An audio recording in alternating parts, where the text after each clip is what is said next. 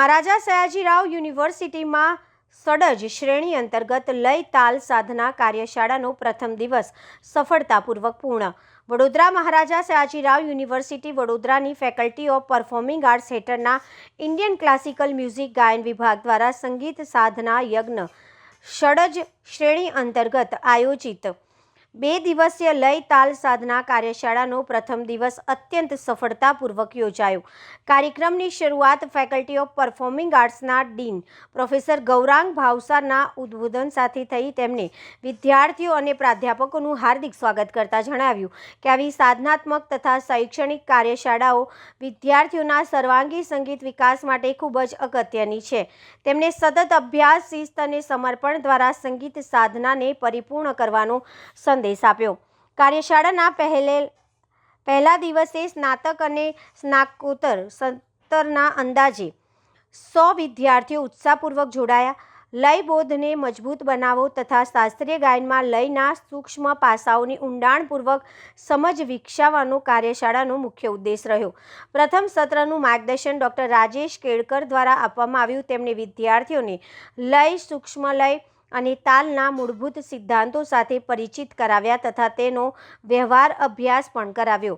બંદિશોના ઉદાહરણોથી લયના વિવિધ આયામોને સમજાવતા તેમણે સમજાવ્યું કે શાસ્ત્રીય ગાયનમાં લય માત્ર ગતિ નહીં પરંતુ રાગની આત્માનું પ્રતીક છે. બીજા સત્રમાં ડૉક્ટર ભાવિક માંકડે લયકારી, દુર્ગુણ, ત્રિગુણ, ચોગુણ જેવી પ્રક્રિયાઓ તથા તાલના વિભાગોની સૂક્ષ્મતા વિશે વિસ્તૃત માર્ગદર્શન આપ્યું. લયકારી દ્વારા ગાયનને વધુ અસરકારક, અભિવ્યક્તિસભર અને સૌંદર્યમય કઈ રીતે બનાવવું તેના વિશે વિદ્યાર્થીઓને પ્રયોગાત્મક સમજણ આપી. કાર્યશાળા દરમિયાન વિદ્યાર્થીઓએ સિદ્ધાંત જ્ઞાન સાથે મંચ પરની રજૂઆતો દ્વારા વ્યાવહારિક અભ્યાસનો પણ અનુભવ મેળવ્યો. સમગ્ર વાતાવરણમાં રસિક ભાવ, ગંભીર સાધના અને શાસ્ત્રીય સંગીત પ્રત્યેનું સમર્પણ જણાયું.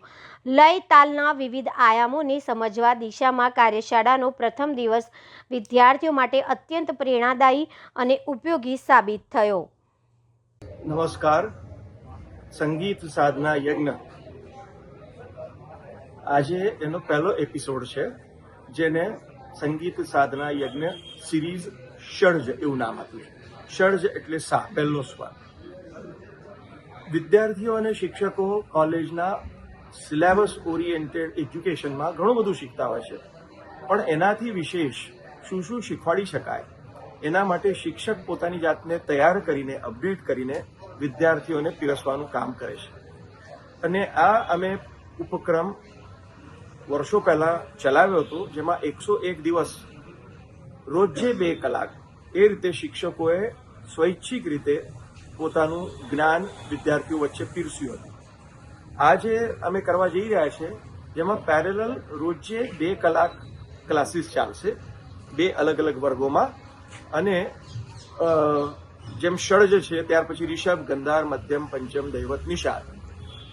આ રીતે જેમ આજે લય તાલ વિચાર છે, પછી બંદિશ છે, રાગ છે, લયકારી છે, તિહાઈઓ છે, એવા અલગ અલગ આસ્પેક્ટ્સને લઈને અમે ડિગ્રીના વિદ્યાર્થીઓને તેમજ ડિપ્લોમાના વિદ્યાર્થીઓને પેરેલલ શીખવાડીશું, જેથી ટોટલ 112 કલાકનું આ આખું ઉપક્રમ રહેશે અને જાન્યુઆરીના મહિના સુધી ચાલશે.